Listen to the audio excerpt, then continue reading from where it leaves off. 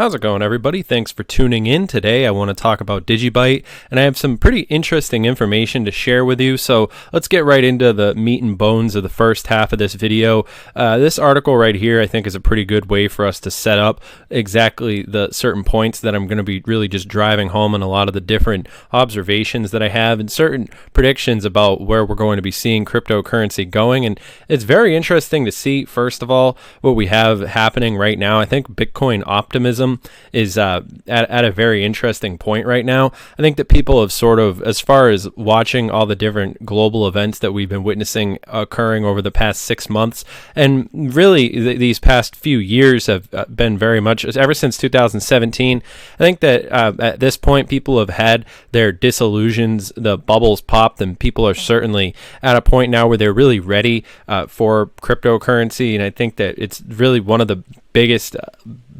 when we want to talk about large scale events that involve the internet, the thing that's happening with money right now, even everybody and their mother wants to talk to you about, paper money, physical money is on its way out and digital money is on its way in. And I think Bitcoin, in a world of digital money, Bitcoin is king.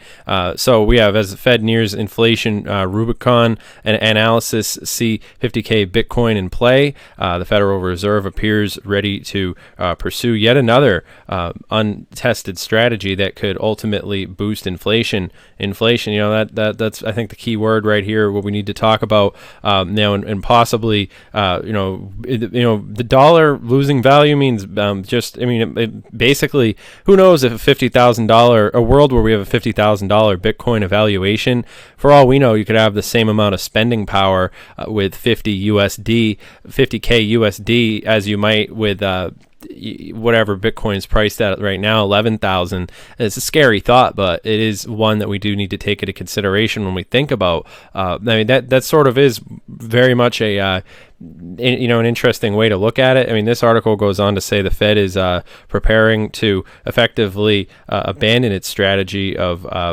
lifting interest rates to head off higher inflation, and the shift signals and explicit willingness by the central bank to tolerate high inflation at a time when the spreading sort of public health issues continue to have their effect, and it's seen on the economy. The U.S.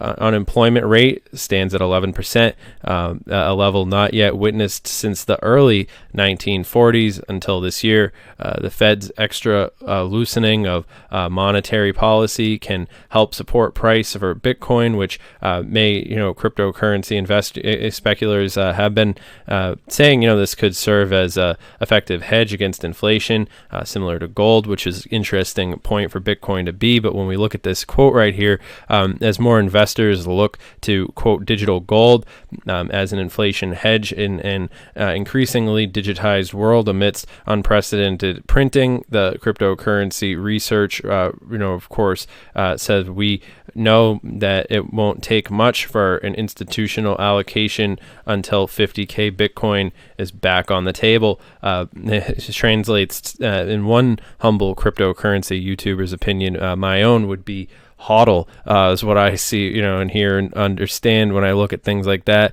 So it is interesting, and I think that what's good for Bitcoin is good for DigiByte. I think it will be very interesting, especially while we watch that increasingly digitized world, and I think that it does put blockchain right at the front and center. So when we want to talk about something like DigiByte and the potential for the $1 DigiByte, I don't see the $50,000 Bitcoin and the the $1 DigiByte and all these other things as theory anymore. I see them as more of just a matter of time. I watch where the I know it might be, and I try to always stick away from those flat out assessments, but if you want my opinion, that's how I see it. Of course, the only thing that could really stand in the way would be a total, basically being shot down from orbit sort of situation where there would be some sort of legislation that could be put in place to sort of kneecap this sort of thing, but I don't think that would be in the best interests of any country, because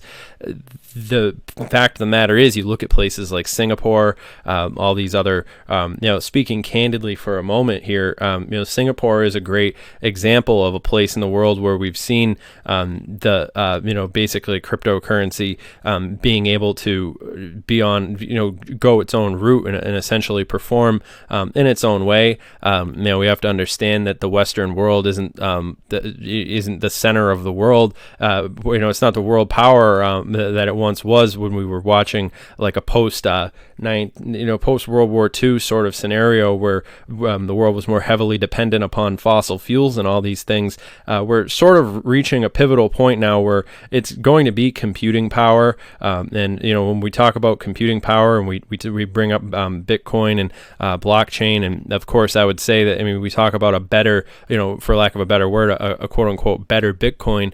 Something like DigiByte definitely is very interesting. It's very interesting to see how DigiByte's been able to rapidly grow, and of course just the way that it's cemented itself and the overall community that's built itself up around DigiByte. These are all very impressive.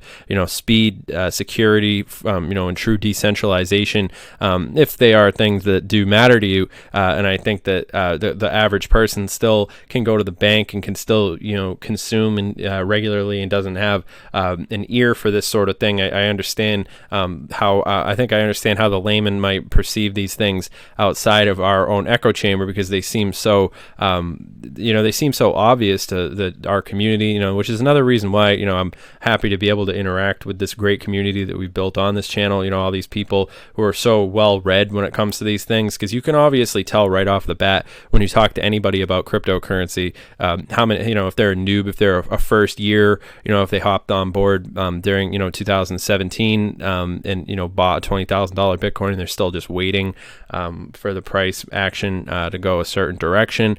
There are all sorts of different mindsets and people who come into these things, and they all have opinions and they all smell.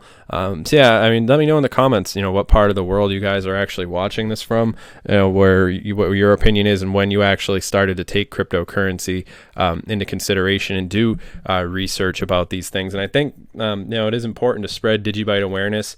It's one of the reasons why I find it important to make these videos, and I've been really getting on the grind and trying to just put this time aside so that I can make this content for you guys, so that I can continue to put these things out. We have this article right here. Today, the price of gold hit a new record high at 2008, and the asset is now in the price discovery phase.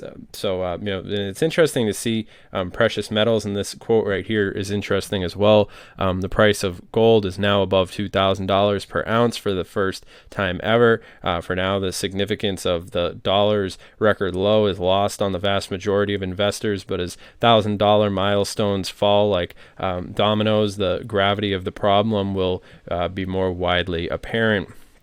And, just the same way we're very early in the cryptocurrency paradigm shift, we are still very early in watching what the overall repercussions of many of the different events that are occurring right now will in fact be. So it is very interesting just to watch how a lot of these different aspects and dynamics have been manifesting themselves on the global stage, in the heart, mind, and soul of people who just want to get by, and are worried about their bank account, worried about their 401k, and all these other things. All that being said, I hope you guys have enjoyed this video. I think I made my points pretty clearly and pretty concisely. But remember, I'm not your dad. I'm not your financial advisor. This video is for entertainment, educational purposes only. So remember, do your own research. And of course, remember, I make these videos with for purely opinion purposes, and I don't really care what people have to say. When they try. I mean, I listen. I like to listen to people's criticism, but I consider I like to go back and look at my old videos because I just consider this to be more of like a diary entry of my own stream of consciousness as far as how these things go. And there's people out there who believe what they want to believe, and I have no interest in trying to sway anybody's opinion. Or I think if you're interested in cryptocurrency, it's not due to any one event. I think it's logical, and I mean it's logical if it's logical to you. If it's not, then it's not. I don't really have a dog in that fight. But one thing I would say, so you have a friend who's talking about Bitcoin, talk to him about DigiByte. Just lay down the line. Just tell him, because I think it is important for us to advocate for projects that won't be corrupted and don't have a lot of those various different issues and shortcomings that we could see coming on down the line for something like Bitcoin. But yeah,